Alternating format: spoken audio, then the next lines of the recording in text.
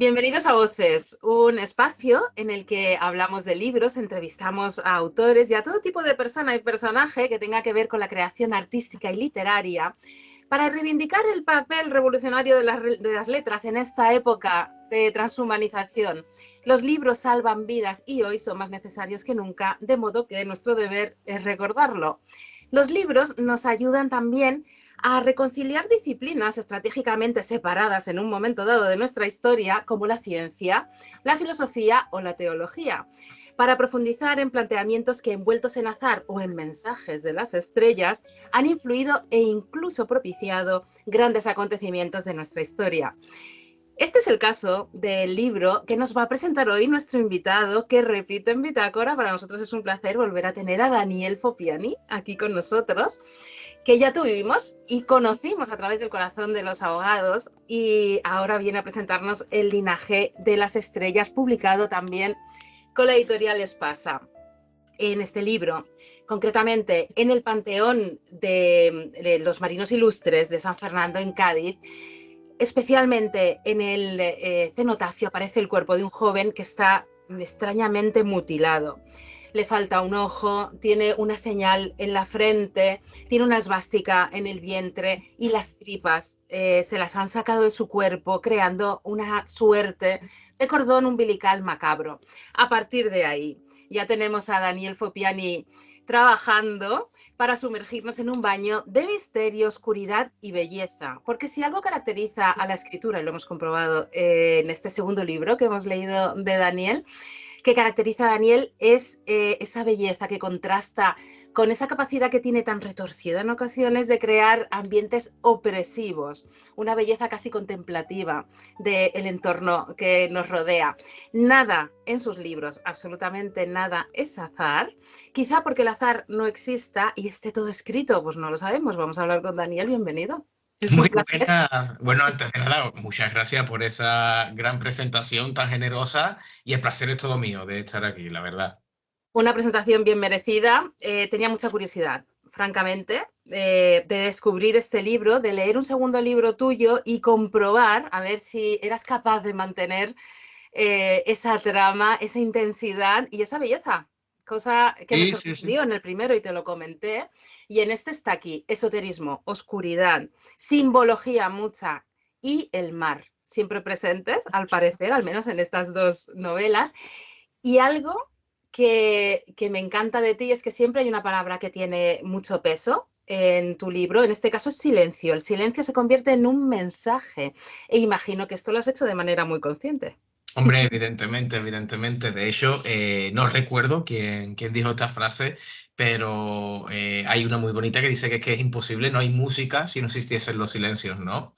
Pero volviendo un poco a tu introducción, a tu comienzo, a mí me hace enormemente feliz cuando alguien como tú comenta que evidentemente mis novelas tienen una trama que enganchan, que son esa historia de acción en la cual va a mantener al lector o la lectora enganchada, que no va a poder parar de leer. Eso evidentemente es muy importante en mis novelas, pero realmente mi objetivo y lo que más me preocupa y a lo que más invierto tiempo es, como comentaba, pues a depurar mi narrativa, a que haya literatura en mis novelas y que de alguna manera mi lenguaje, mi voz propia, Daniel Fopiani, sea reconocido a nivel de que si alguien en algún momento de mi trayectoria editorial cogiese mi libro y en la portada no apareciese mi nombre, que de alguna manera leyese un párrafo o una página y fuese capaz de reconocer mi estilo, ¿no? Eso es lo que realmente me hace feliz como autor, lo que me hace frenar la escritura y no embarcarme muchas veces en este ritmo desenfrenado que parece exigir el mundo editorial de publicar un libro pues prácticamente al año.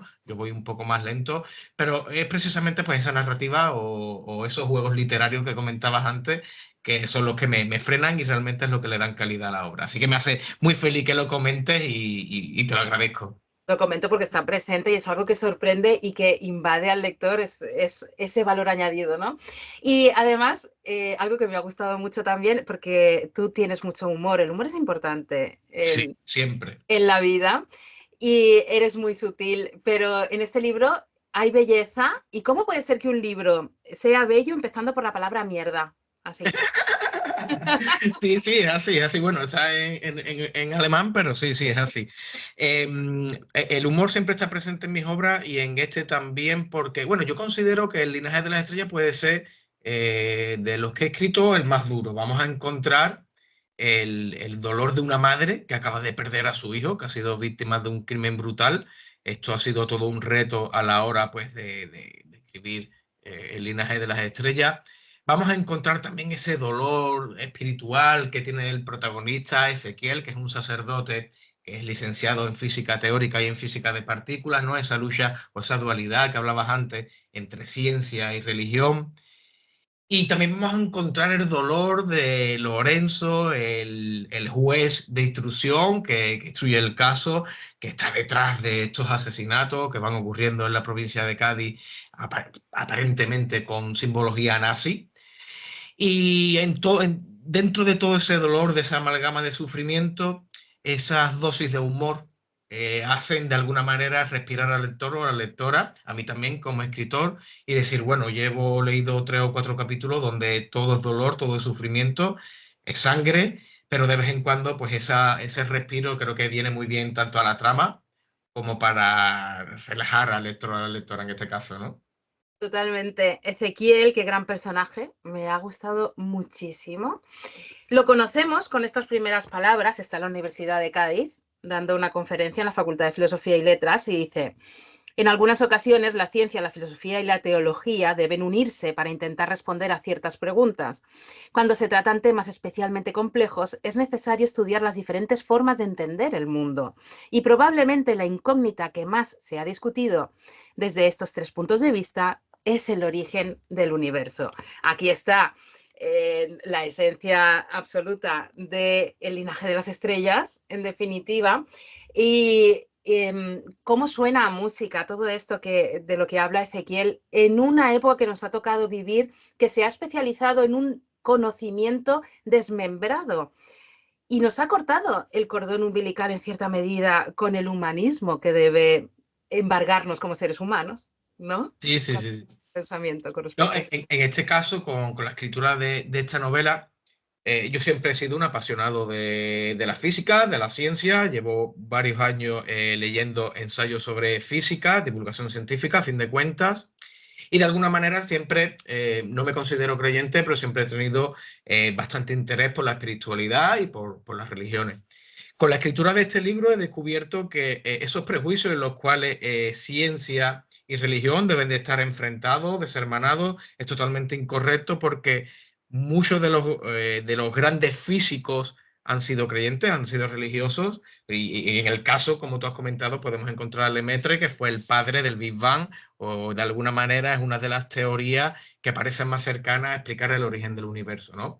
El Vaticano tiene su propio observatorio, en este caso, y de alguna manera me apetecía pues reflexionar sobre esta dualidad, ciencia y religión, con este personaje, Ezequiel, que es un sacerdote militar, es un capellán castrense, es una figura por norma general poco conocida, pero como yo soy sargento primero de Infantería de Marina, he tenido la suerte y la fortuna de conversar largo y tendido con muchos de ellos y me parecía una figura pues muy atractiva para utilizar en una de mis novelas, ¿no? Porque cuando pensamos en un sacerdote, pues piensa todo el mundo, o al menos yo cometía ese error, empezar en una vida sosegada, de reflexión, de oración, pero este tipo de capellanes castrenses despliegan en zona de operaciones, cuando vamos de maniobra vienen con nosotros, es decir, que también tienen formación militar y es algo pues atractivo o poco conocido, ¿no? Y de alguna manera Ezequiel se va a ver impelido a iniciar su propia investigación porque el cadáver del que hablábamos antes, que aparece con una esvástica en el abdomen y señalando a una estrella en concreto del firmamento, aparece en uno de los lugares donde él oficia misa, aparece en el Panteón de Marinos Ilustres, que es el centro espiritual de la Armada Española, se encuentra en San Fernando, y de alguna manera pues eso también le lleva a estrechar relaciones con la madre de la víctima y a ayudarla y a sentir compasión por ella y a hacer todo lo que esté en su mano para encontrar al culpable o la culpable de este brutal asesinato. A mí me has hecho recordar muchísimo al padre Carras del Exorcista, inevitablemente, porque es un hombre en cierta medida torturado, Lo que pasa es que gracias al conocimiento torturado de manera constructiva. Al conocimiento también que llega a través de la filosofía, porque él también está embargado de ese espíritu un poco, ¿no?, de Zaratustra, Exacto. de Nietzsche, y llegará a decir en un momento determinado: no puede haber diferencia entre ciencia y religión cuando solo existe una verdad. Y yo te iba a preguntar si habías conocido algún Ezequiel en tu vida, pero imagino que hay alguno especial, más Hombre, especial. o sea, hay varios patterns en este caso que me han ayudado mucho, sobre todo en estas largas conversaciones, en las cuales siempre en el comedor del cuartel yo me sentaba con ellos intentaban explicarme toda la verdad de la vida a través de la fe, de la creencia, y yo de alguna manera pues intentaba rebatirlo a través del razonamiento, ¿no? O del punto de vista objetivo. Sin embargo, es cierto que no he encontrado en mi vida personal un sacerdote que tenga pues ese componente de ser pues teórico físico o que haya estudiado física de partículas. Pero sí había un sacerdote, el padre Carreira, que me inspiró de alguna manera porque era un gran divulgador científico, era un gran defensor de la ciencia y además pues era sacerdote, ¿no? En este caso. Hace relativamente poco tiempo, hace una semana, yo tengo también un programa de entrevistas y me senté con Juan Carlos González, el cual aseguraba haber demostrado la existencia de Dios a través de evidencias científicas, ¿no? Y también estuve pues durante más de una hora charlando con él, debatiendo los dos, pues a ver cómo era eso posible, ¿no? Entonces todos esos temas siempre me han apasionado mucho y lo he intentado transmitir en esta novela y de alguna manera maquillado en esa trama de asesinatos y de sangre y de suspense, pues tenemos todo este tipo de reflexiones, ¿no? Tanto científicas, religiosas como filosóficas. Muy, muy interesantes. Cuando leemos tus libros, bueno, o es lo que me pasa a mí, parece que me estoy adentrando un poco en lo sagrado y lo profano de Mircea Eliade. Siempre lo recuerdo. Me pasó lo mismo con El corazón de los ahogados. Sí, Totalmente.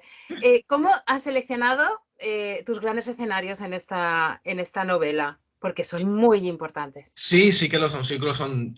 De alguna manera yo siempre intento que los lectores de mis novelas o que mis obras también tengan un componente de aventura y que los lectores puedan visitar lugares que por norma general están vetados o son muy de difícil acceso o no se puede visitar por propia voluntad, ¿no?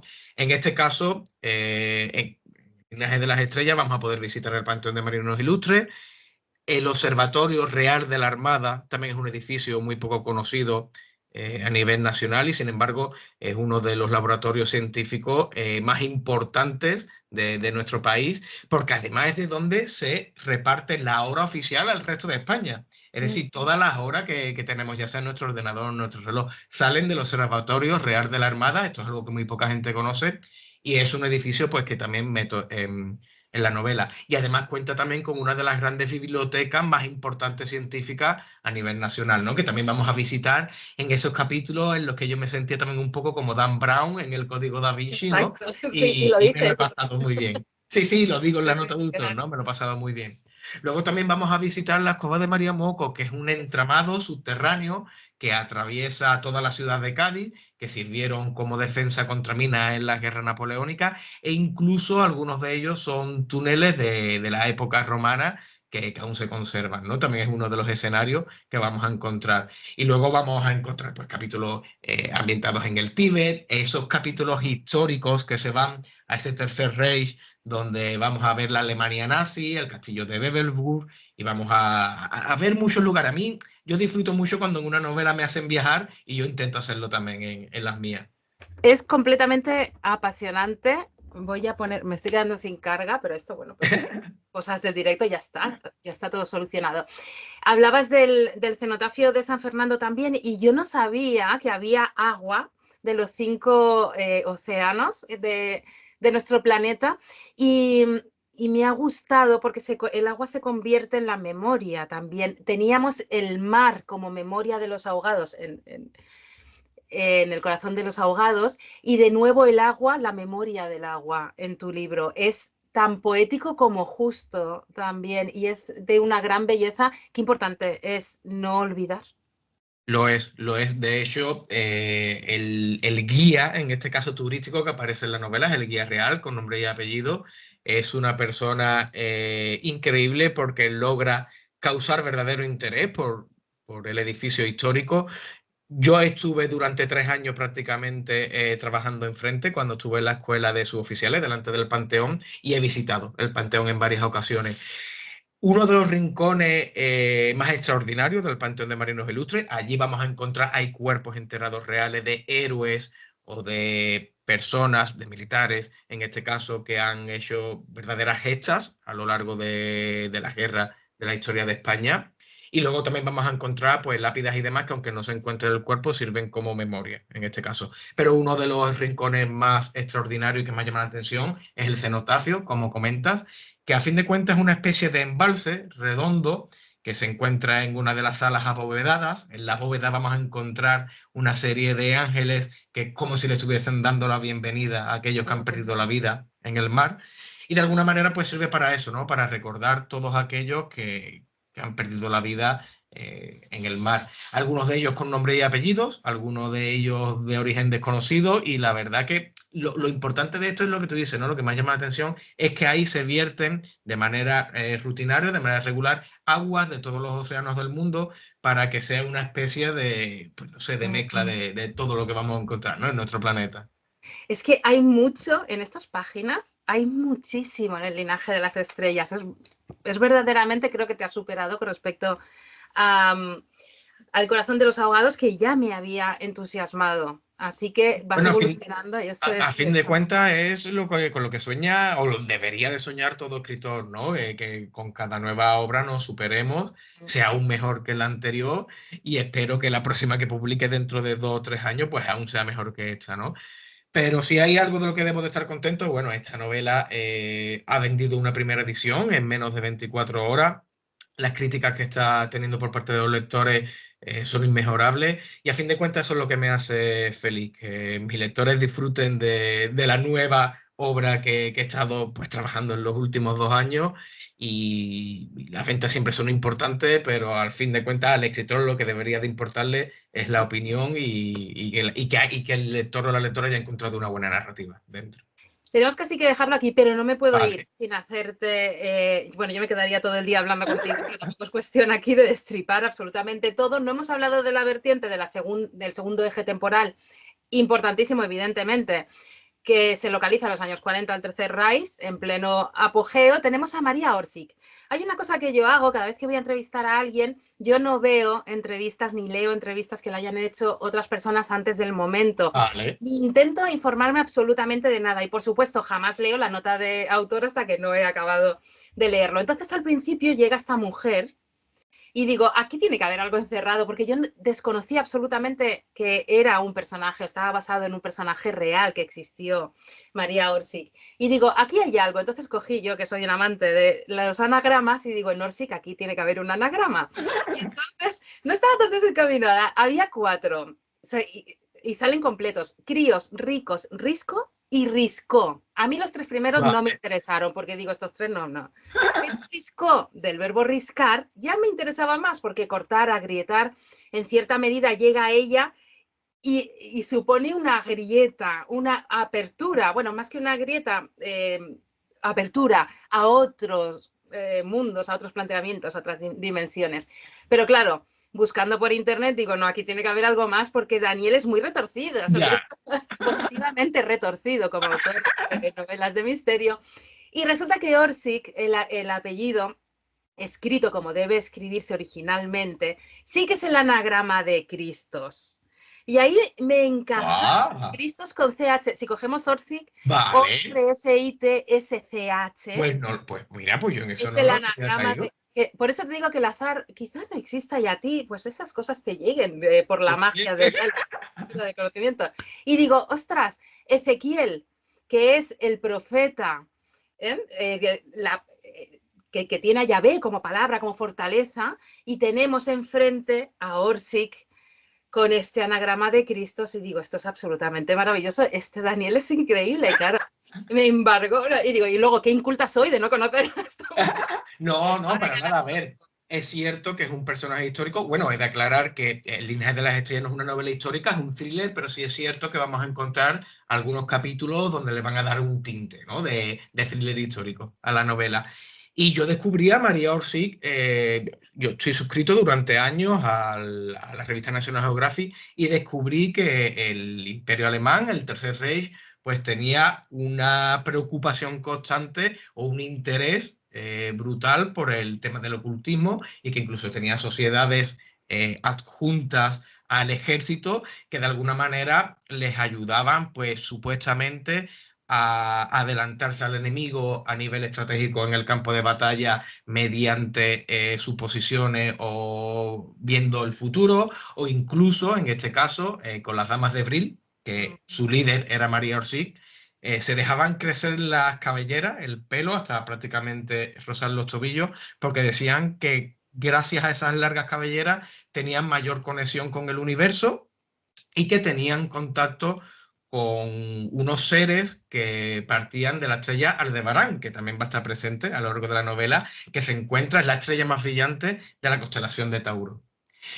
En este caso, se supone que las mujeres de Bril tenían contacto y tenían acceso a una tecnología avanzada que era con la que ayudaban al Imperio Alemán a ganar la guerra, ¿no? A ganar esa Segunda Guerra Mundial. Incluso si navegamos por internet, vamos a ver como una especie de boceto, pues, de naves espaciales o de ovnis o de elementos que podían utilizarse para la guerra, de esa tecnología avanzada, pues que le daba la ventaja para ganar la guerra, ¿no? Evidentemente, esto tiene componente de documentación histórica y también pues tiene esa rama pues de ocultismo que le da también pues valor y enriquece la obra. Totalmente, aparece también el mago negro, ese Henry Himmler, ahí lo vamos a dejar, ¿eh? Que fue el creador de la solución final, esa conexión aún más terrible, ¿no? O que refuerza la malignidad y hasta dónde se llegó. Hay mucho conocimiento. Tenemos, como he dicho antes, Así habló Zaratrusta, como libro importante. También el Atlas Celesti es una preciosidad de John Flamsteed, del siglo XVIII, que para mí el siglo XVIII ha sido un siglo de revelaciones y de desarrollo del conocimiento en todos los aspectos y del esoterismo también y de la ciencia, un gran siglo. Así que, bueno, el linaje de las estrellas, ¿qué puedo decir? Aquí lo tenéis todo y muchísimo más. Y tengo una conversación antes de despedirte contigo pendiente, te quiero hace tiempo tentar a que vengas a hablarnos de creación literaria e inteligencia artificial, porque Yo sé estoy encantado. que te interesa mucho lo que es la reivindicación de la creación, de la complejidad de la creación artística en general, y ahora, bueno, con la inteligencia artificial es un tema que creo que tenemos que poner entre todos sobre la mesa y ya te tentaré cuando estés más tranquilitos. Por el momento, el linaje de las estrellas, muchísimas gracias en Bitácora. Como sabes, consideramos que la libertad se halla en el conocimiento, de modo que gracias por hacernos más libres, por todo el conocimiento que encierran tus libros en las líneas, en las entrelíneas, en las palabras y en los silencios. Gracias, Daniel. Gracias a ti por leerme con tanto cariño y por tu generosidad. Un abrazo. Chao.